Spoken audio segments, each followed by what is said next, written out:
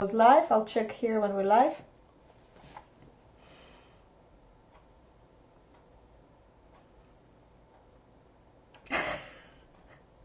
And I think we're live now. Hi guys, how are you? And welcome to Easy Chat Live. This is episode 129. We've done so many episodes and I am delighted. Today is a very special day, not just because it's Halloween outside and we're probably going to get some mad disturbances, but I am delighted to introduce to you all the way from Carolina, business coach, speaker and author, Vanessa Horn. Hi Vanessa. Hi, thank you so much for having me. I even have my black fingernails for Halloween. Oh, wow. So you have some, I know that we have a bit of a time difference. It's 6 o'clock here, 5 o'clock here. So you're probably going to do something special tonight, or what's happening there? In a couple hours with my boys. We just get together with friends. That's great. Well, my daughter actually is 17 now this year, and she has done Halloween up until last year. We were saying you shouldn't be doing this. You're too old, but they like the dress up parties and they go all the way, you know, but this year she's in college now, so I think the childhood is over in this family. But sure, look, we're not talking about the Halloween today. We are going to talk about how to achieve that magic success online. Of all people, if anyone I wanted to talk about how to become successful online and what mindset you should have, it is probably Vanessa, one of the best people. Vanessa's trainings have been used to train, I think, over 20,000 entrepreneurs. She has a few really good programs as well. But you know what? I'm going to just pass it on and let Vanessa introduce herself and just talk about her story a little bit first. Well, it's my pleasure to be here, and I know what it's like to be an entrepreneur on the other side, saying, how do I get my gifts out into the world? How do I help people and really make a difference? And somebody wants to come say hi. Yay, we have a puppy. That's great. Oh, he's so cute. So if he's coming in, if I didn't, then he would be crying at the door. This is the new puppy, so I'm trying to figure out how to navigate this. But I became an entrepreneur. Now it's been 15 years ago when I was pregnant with my first son. And I've been the gamut of doing a franchise.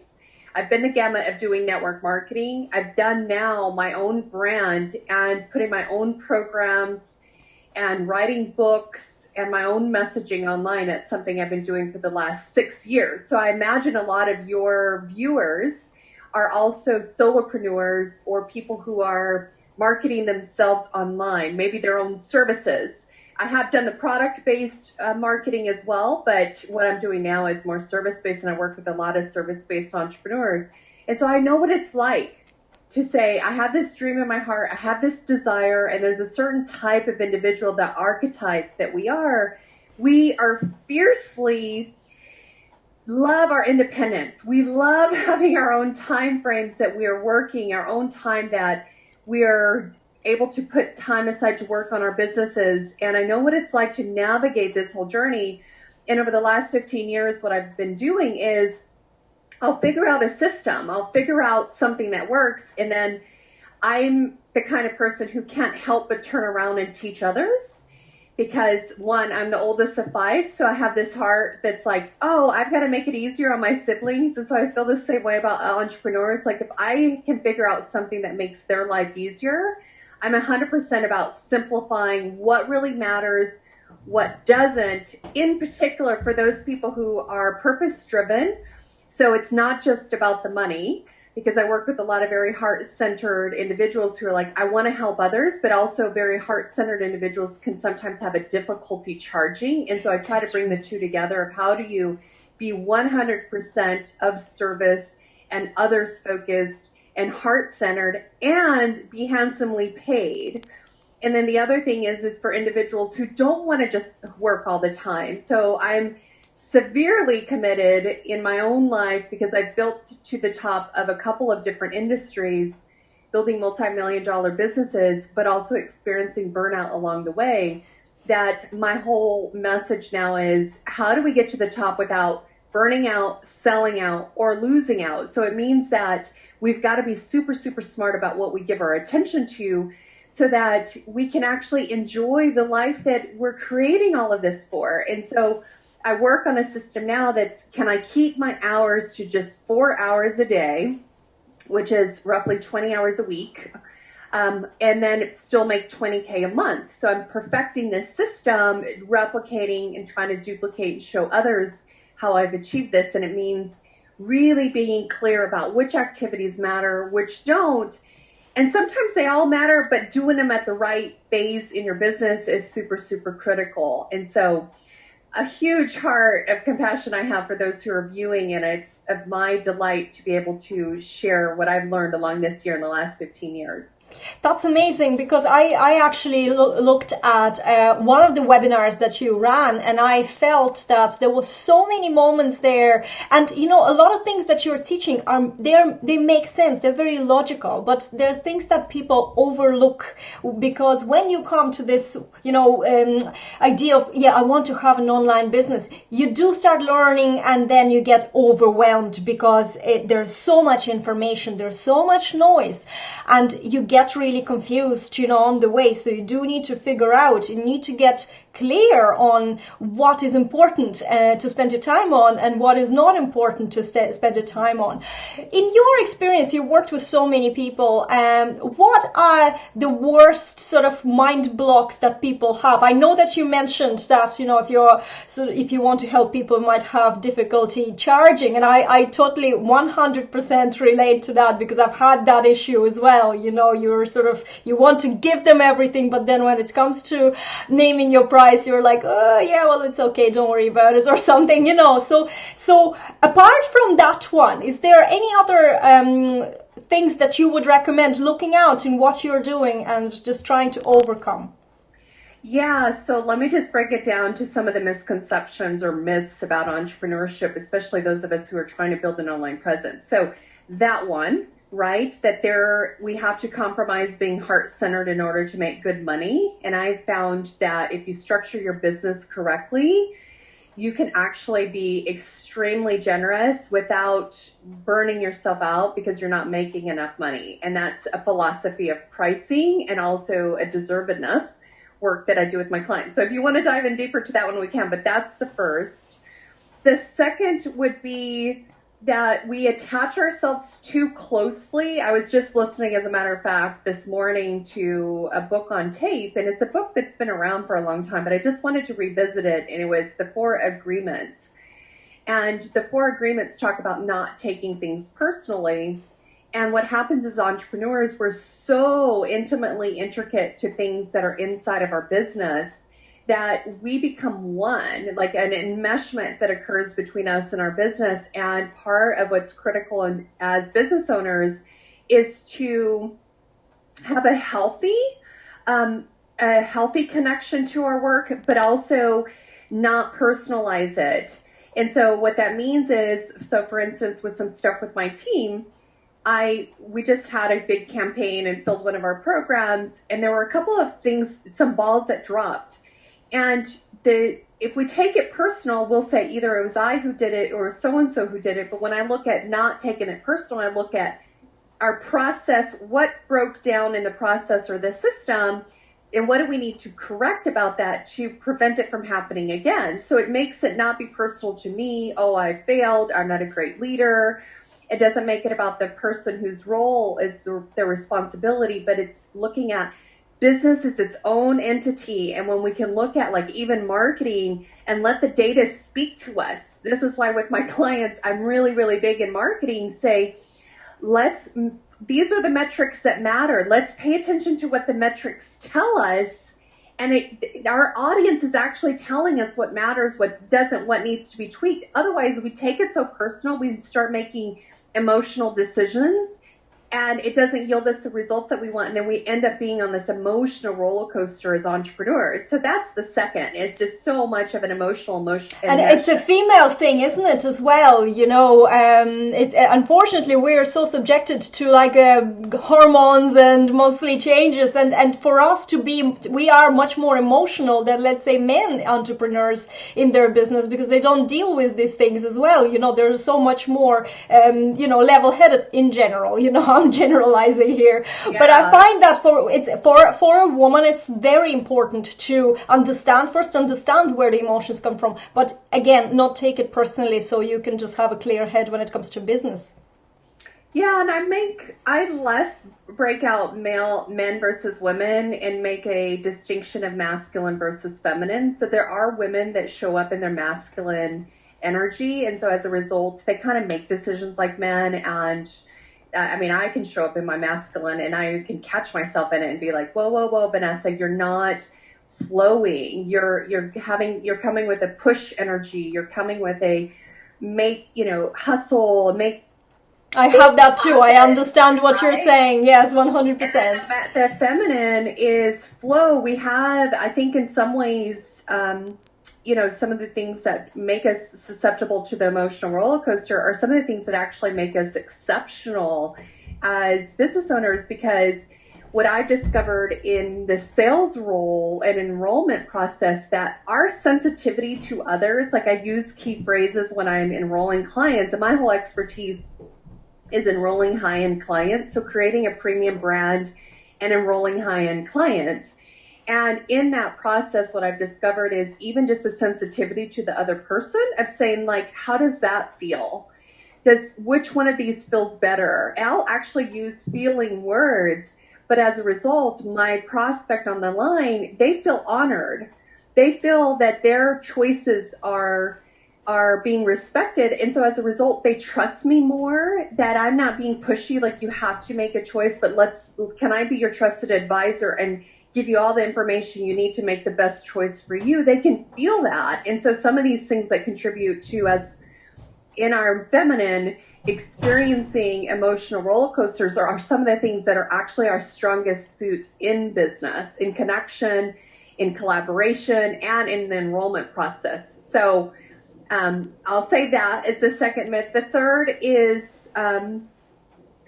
would be that it all has to be done now. So, there's a famous quote that says we overestimate what can be done in a year, and we underestimate what can be done in 10 years. And one of the things that I've learned to building sustainable businesses is knowing what to do at the right time in your business. And so sometimes and I'm sure that your viewers are the same way, and I find a lot of entrepreneurs having no challenge in saying, like, this is my bigger long-term vision I'm working towards, but they get overwhelmed in what to just do today, this week, this month, and then the next 90 days. And so I kind of see that as what is my contribution to entrepreneurs, is breaking down, okay, this is your bigger term vision. Let's not compromise that. But here's how we achieve that in baby steps. And so it helps to break down some of the emotions or mental things that keep entrepreneurs from moving forward, which is, one, we beat ourselves up for not being as far along as we envision ourselves to be. And so if we can just break it down to baby steps and celebrate progress, so it means we're celebrating more frequently, not just when we're at an end destination. Like as with my clients, we celebrate every single time we get on a call. What do we need to celebrate? So celebrating those baby steps. And the other mental thing that gets in the way of entrepreneurs achieving that long-term vision in the right now is perfectionism. And so I do this little brain trick with my clients, which is we say that 80% is the new 100, because unfortunately as entrepreneurs, we kind of set this pass or fail scale. So if I don't do 100, then I fail. And so I tell my clients, look at 80%. If it feels like it's just an 80%, you're ready to go to market. And the LinkedIn founder, I forget his name now, he said, if you're not embarrassed by your first product, then you launched too late. So I would say what's contributed to my success when I find peers of mine who started as coaches, specifically, at the same time frame that I did 6 years ago, and they're still stuck. They're still staying where they're at because they haven't moved forward. I would say one of the things that's contributed to my success was I took imperfect action. I kept saying, like, is this imperfect? If it's imperfect, let me go ahead and get it out. And 80% being the new 100. So I knew if I felt like it was a 60%, that's really like an 80%. That's true, actually, and this is a brilliant. I can relate to that 100% because 100% because I actually I'm a bit like you. I don't wait until things are perfect. I just want to get them done, because if I hit the wall, like one of my guests recently, Paloma Lev, said, there is always left or right, and it's never the end of the road. So you don't actually need to to worry about it. And if it's imperfect, that's fine, because that allows you to learn. Otherwise, you don't learn, so it's perfection. Right. And being 100%, I don't even get that concept at all, because that's how are you going to learn if everything is 100% perfect? You will never learn. And the thing is that, I take a lot of pride in my clients saying that we gave them a high-class experience, because, I'm a big proponent about being in an integrity with what you create in the world. And so I don't just say just charge high fees for the sake of charging high fees. I really work with my clients to make sure that their work is worthy of high fees from a quality of the transformation that they're giving their clients. Ultimately, that's it. It's not the quality of person that they are. It's not the quality of their branding even. It's really like, can you get the result that you're promising? And if you can get that result, what's the value of that result in the life of your clients? And so that's where the price tag is attached. But I also am one of these people who loves excellence. Like, excellence is a core value of mine. So how does somebody who loves excellence but doesn't want to get stuck by perfectionism, what I choose is a philosophy that actually minimalists live by, and it's enough. It's an enough philosophy where instead of taking imperfect action in a bazillion different directions, so I'm a mile wide but an inch deep, I'd rather take imperfect action in one direction and then continually improve until I go deep. I go a mile deep instead of so disconnected in all my activities that I'm doing in a day. And a lot of entrepreneurs get stuck saying, oh, well, today I'm going to do this, I'm going to do this, I'm going to do this, I'm going to do this, I'm going to do this, but they don't really even know why they're doing all those things. And so I'd rather say, okay, well, let's build it with the fundamentals in place. Do you have a strong offer? What is your unique message or work that you stand for? Who are you targeting?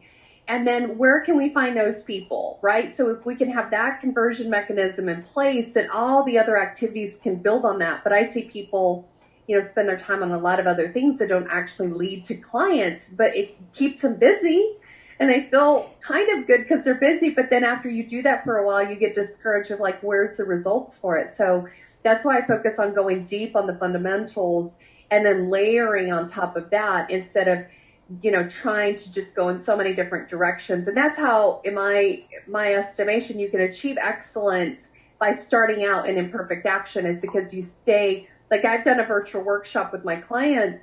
I've run that virtual workshop 14 times. We're doing our 14th time in the last just over 2 years. And I could have just switched topics and done a new program.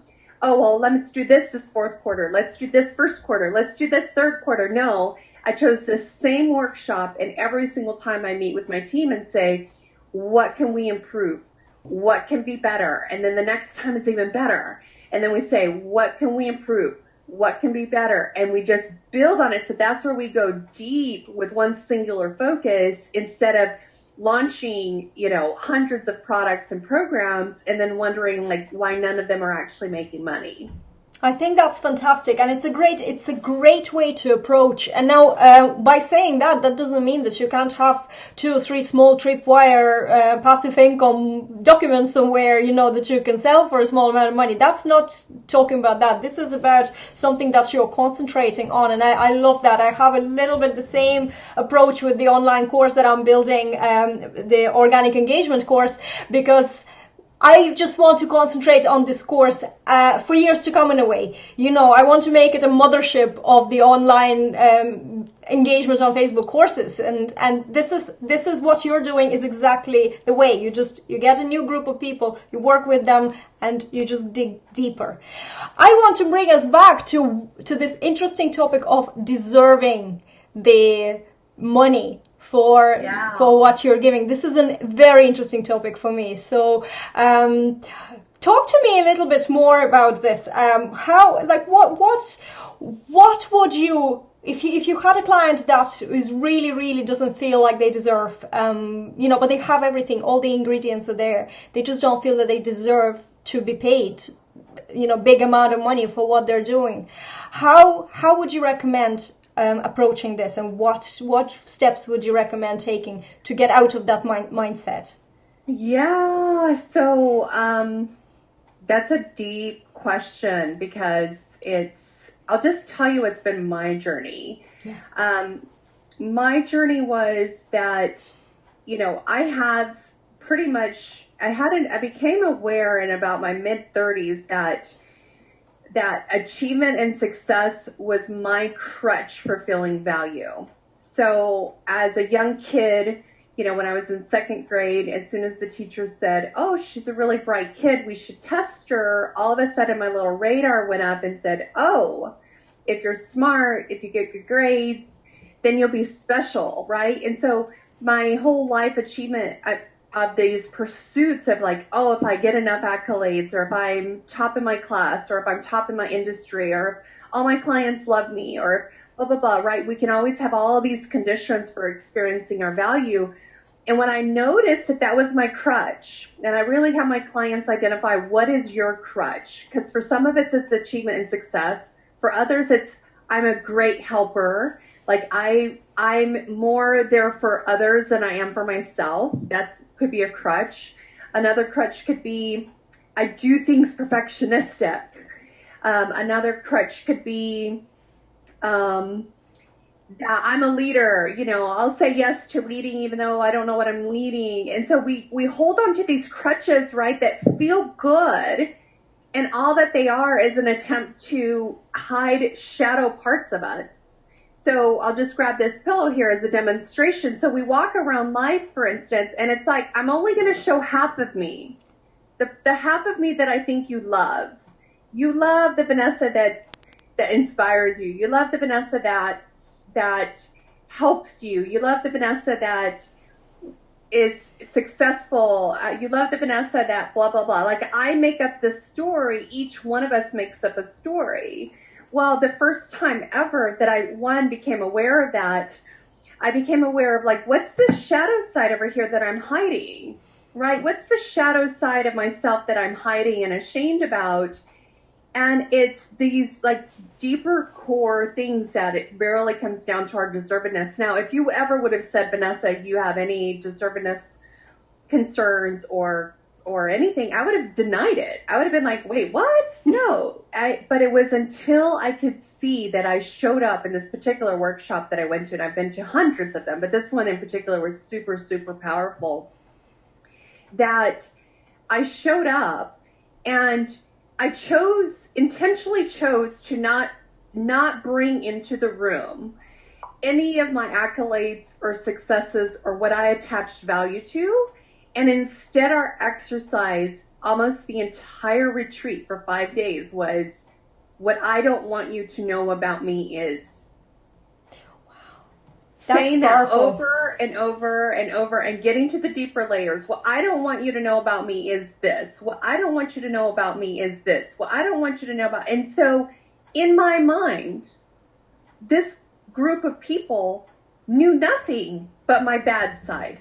Right? I was anticipating rejection. I was anticipating like shame that I felt about some of those things. And what I discovered was unconditional love. It was like I, for the first time, allowed myself to be fully seen. And even at the end, they're like, Vanessa, we want you to be our leader. And I was like, wait, what? Like, you don't know any good about me. Like, you want me to be the leader when you know only my bad. And so it showed me that it was me who was holding myself back. And so now I have such a, and I won't say that I'm 100% at this, definitely not at a public level, but with the people that are close to my life, I am so deeply committed to being fully seen and exploring those parts of me that show up with doubt. Let me just, like, to be real, let me just bring in real, just this week, for instance, and I see it as a layer. Like, we're very complex, intricate, amazing beings, right? And if we can be curious about these parts of ourselves and curious about these parts of others, we realize, like, I've got gifts, you've got gifts, and we're bringing them, and how can we exchange value? And people, I'm the kind of person who knows whether or not I charge $10,000 or $197, I cannot hold myself back from giving the $197 person the full Vanessa as I would want to give it $10,000.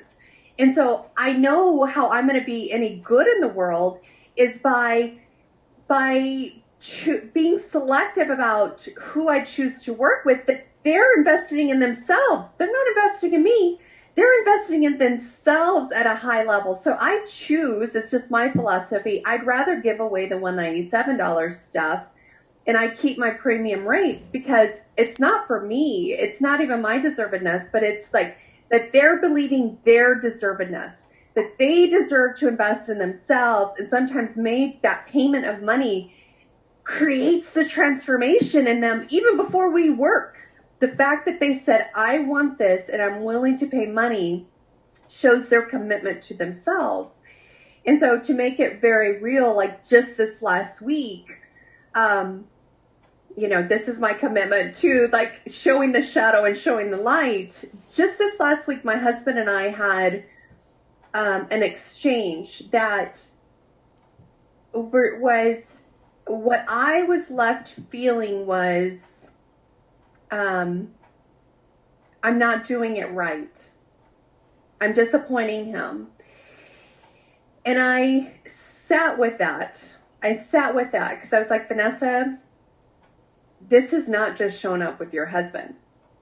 It's shown up with your friends. Like, it's shown up with your clients. It's shown up in different areas. And so I had this vision in my mind, and of all these people in my life. And I was like, I was going up to them and saying I'm sorry for whatever I felt like I needed to make amends about. And I noticed, like with so many of them, that there was this slight feeling of how I failed them, that I wasn't a better wife, or I wasn't a better mom, or I wasn't a better coach, or I wasn't a better whatever. And I just noticed, and I was like, wow, Vanessa, you're choosing to believe a belief that you are falling short of some standard. How is that affecting you? How is believing that belief affecting you? And I noticed that it was actually protecting my heart. Like I was trying to not let myself be fully seen, because it was almost like a dog goes up to with their tail between their legs, like, all right, tell me how I've disappointed you. Let me know. There's this certain, like, you're not even shining in your full glory, because there's an inner voice of shame and disappointment in self. And so when I could do that work, I mean, I was in tears when I recognized that I was projecting this onto my husband. And I was like, Vanessa, this is an opportunity for you. What's this belief rooted in? And it was partially rooted in my relationship with my mom growing up, who was a severe critic. But it was like I internalized this as like, I'm going to disappoint people. I don't want to disappoint them. And I had never been really conscious of how strong a role that was playing in my life and what it was inhibiting about I found myself, like, there was one program in particular, and I'll show you how this showed up practically. There was one program that I used to charge $30,000 for, and I dropped the price to $12K. And I just was like, nope, I don't want to go up to 30, because in my mind, I had this like massive expectation if I'm charging somebody 30K, what that needs to look like. And I did not want to live with disappointment, right? And so I wasn't even owning my value, because even at a $30,000 price point, the value of the transformation and what they got in the program was easily worth $30,000. There's people who charge $100,000 for less, right? It's only a belief of our deservedness. And so that's an example of what I would encourage for any of your viewers, is to not bring a judgment towards those ways that we're showing up, but a curiosity, and to get to the root belief, and then ask yourself, how would you show up if you didn't believe that thought? Or to ask yourself, who would you be without that thought? How would you show up? If you see somebody else, and we can usually get triggered by seeing people on social media or people being successful, and we're like, I can do that. Like, I can't believe it. Like, if we have this certain sense of, jealousy that can show up, or this certain sense of like beating ourselves up even in that. And I look at it as like, that's somebody inspiring in me what is something that is in me that I haven't let out fully. And so I'm like, cheer those people on, because I'm like, there's a part of me that I'm seeing in you. And so if we just bring curiosity to these things that are happening, the ways that we're showing up, instead of any kind of judgment, and get to the root thought that we're believing, the root belief system that's running the show, we can make different conscious choices. And with loving community and with loving people around us, my girlfriends, my closest friends, I can call them up and I'm like, there it is. That belief that I'm disappointing somebody is showing up. And they can lovingly say, Vanessa, I have not experienced you that way. They can lovingly remind me of what's truth, but I couldn't even bring that and speak it as a truth unless as an area for me to disassemble that belief, unless I was bringing a flashlight to it with curiosity and love and graciousness and compassion to myself, and bringing compassion to others. And if we stay in our own, beating ourselves up or not owning our value, really what we're doing is we're not bringing full value to others, because we're getting too preoccupied with ourselves instead of saying, like, how can I show up for you? How can I serve you? How can I be of service to you? How can I even listen? I've come to find out just deeply being present and listening to my clients has helped them create their own breakthroughs. Like, it wasn't anything I did, right? And so we can't show up like that for others if we don't allow ourselves to bring a flashlight of compassion to those parts in our own soul and our own selves. So it was kind of a deep answer to that question, but I hope it was. It was fantastic. I was so inspired by your answer, and it's a little bit. There's a theme of the day in my life today, because I did a speech on that it's okay to be authentically you today, and this is exactly, again, it's all boils down to allowing yourself to be yourself, and looking at the things and limiting beliefs, and actually, instead of saying what will they think, just say, what if I can do this? What if it's, and just do it. And, that's why I have the hashtag fearless, because you have some fears and you have some doubts, but what if you just do it and see how you get on? And if you feel any doubts or anything, that story that Vanessa just shared with us, I thought it's amazing, look into what is causing you, especially I think when you are, you're having some sort of exchanges with your closed ones. That's the best way for you to actually look inside, because it's usually with the people who are closest to us that we are projecting all these negative things that or all the deep-rooted things onto them, so that's it. Always have your eyes open and then, do some work, because it's so beneficial in the long run as well. And just lets you do things, and lets you make your dreams come true, basically. As an example, for your viewers to take away, to apply to their life, I say, like I had a client, for instance, and I won't disclose for privacy purposes, but I'll just give like a scenario where an exchange with her husband flared up all this like stuff where she felt like, I'm not being a good mom. And him asking, hey, did you spend time with the kids today? Flared up all of her self-judgment about being a good mom. And I said, well, let's look at that exact moment. Let's play the video reel as if it's playing on the screen, black and white. You don't have any story. You don't know who this person is or this person. What do you observe? An innocent question was asked. Did you spend time with the kids today? What was the innocent answer? No, I didn't.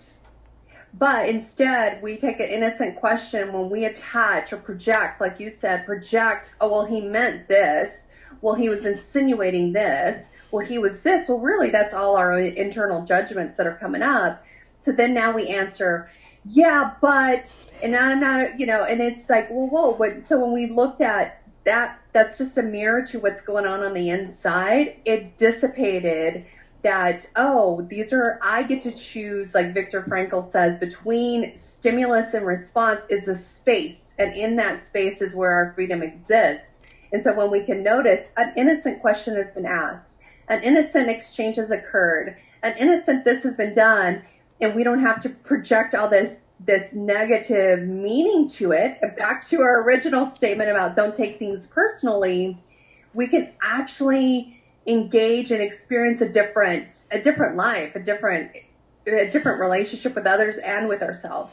After all you've just said now, I'm going to have a conversation with my husband, and he's going to be saying, did you hear what Vanessa said? So stop freaking out every time I ask you something. I come with a huge baggage, talking about showing up with everything you have, a huge baggage. And my husband will say something and he'll be like, so how many places did you sell this week? And I'd be like, don't you talk to me. I work so hard on this. But actually, you're so right. This is an innocent question that's asked, but that's just like a hypothetical example. Yeah.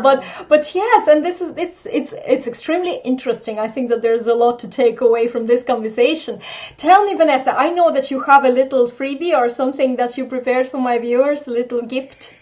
Yeah, I have several free gifts, but I think this one would serve your audience best. And it's one that examines like where you spend your time, so that you are focusing what I call in the 4 quadrants of really spending your time in a way that contributes to your business in the best way, while also helping you decipher what you should give attention to. And then I have, like, in your time management, self-care practices. So you're really showing up as your best self. And so this free gift is vanessahorn.com/time management. And it's kind of like my whole weekly system of productivity and managing your time and your focus and energy. So I hope that would be of service and kind of build on the conversation that we're having here.